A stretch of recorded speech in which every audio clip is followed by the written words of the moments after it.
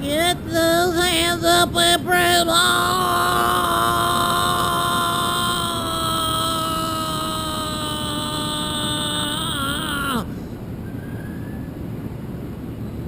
Oh yeah.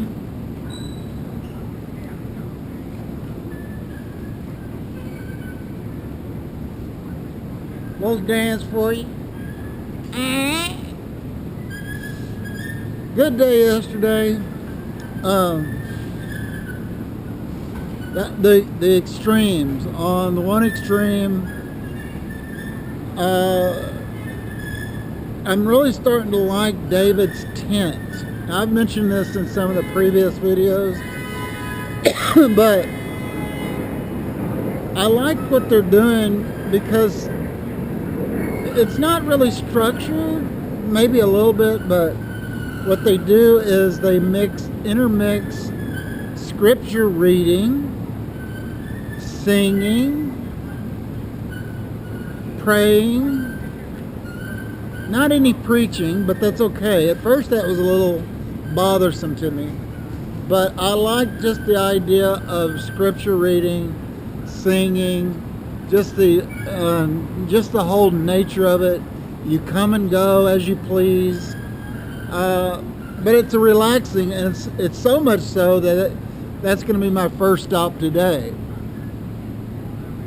So I like to start off my mornings with a devotional, and now I'm going to go listen to some scripture or pray. So that's on one end of the extreme. And then on the other end, and this is really extreme, went to the House yesterday, representatives, and all the action seems to be in the evening. And the Lord was really good to me last night. I didn't know whether or not I really wanted to go to watch the House of Representatives, but guess who I saw when I got there? And I didn't stay very long, but I was there for about an hour and a half. And Bobert from Colorado, M.T. Greene from Georgia, the most lunatic, fringe, psychopaths. These representatives make Trump look sane. And true to form, absolutely no concern for the shutdown, and all concern for making a spectacle out of what they are introducing, out of what they can benefit from their psychotic displays. To see it in person, it's just like reading the National Enquirer. They come by their reputations honestly. They have no interest in lawmaking. They are completely interested in self-promotion. And M.T. Greene, I think, is even nuttier than Bobert. But the night before that was not a lot different. It's just that the subject matter seems to be more substantive the previous night, but it was very predictable, and I could see why your American citizen, your normal American citizens, are going to be put off by all the nonsense. And anyway, it's going to be an interesting next few days because everything's supposed to come to a screeching halt. I think the government shuts down at 12:01 a.m. Saturday morning. It might be Sunday morning, but I think it's Saturday morning. And so the debates and the dialogue is just going to get more psychotic over the next few days.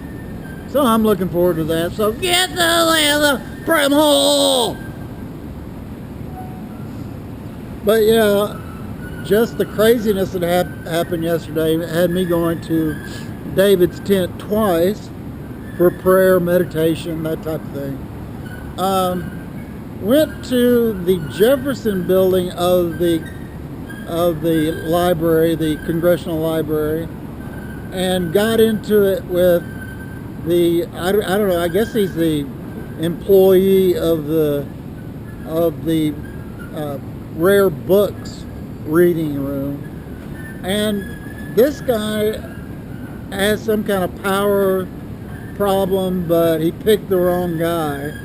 And so I don't know how far I'm going to run this up the chain, because I just don't have a lot of time.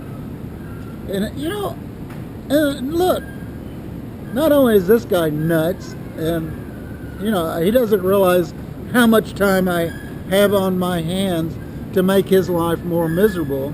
I think he's just used to people just throwing up their hands and saying, I'll go somewhere else. Well, in my case, I could do that, but I have plenty of time. All right? So if your goal is to get rid of me, the result is going to be to keep me around. All right? But look, and I'm finding this to be a pattern here in Washington, D.C. For instance, when you go into the Capitol, you have to go through so much security that they are just programmed, used to ordering you around, directing your every step. Condescension is rampant. And I don't fit into that pattern. So I spend most of my time just torturing these people. And if you ever go to Washington, D.C., just be prepared for it. Because they know, this is what they do. They know that you really, really, really want to get into the chambers, the House chambers or the Senate chambers. I went to the Senate chambers, and oh, by the way, I didn't stay very long. I saw a few senators talking, but they're talking about things that are not really related to the current crisis. They go back, one lady from Las Vegas, one senator from Las Vegas, I think it was the junior senator, was blabbing on and on and on about that horrible 2017 mass shooting in Las Vegas. And I remember that vividly, but there's nobody else in the chambers, and it was obvious that she was just talking to her constituents, but nothing of any current value. And maybe that's just normal for them, but same way with the junior senator from California. He came in there and not a lot of substance, not just it's like a history book, and history is boring coming from a politician if it's not something that you're interested in. So the Senate was disappointing. As we get closer to the shutdown over the next couple of days, maybe they'll liven it up. The House has no issues at all about insulting one another, and that's what we're coming to see. We want to see them going at each other's throats. All right? And believe me, Bobert and MTG Greene did not disappoint.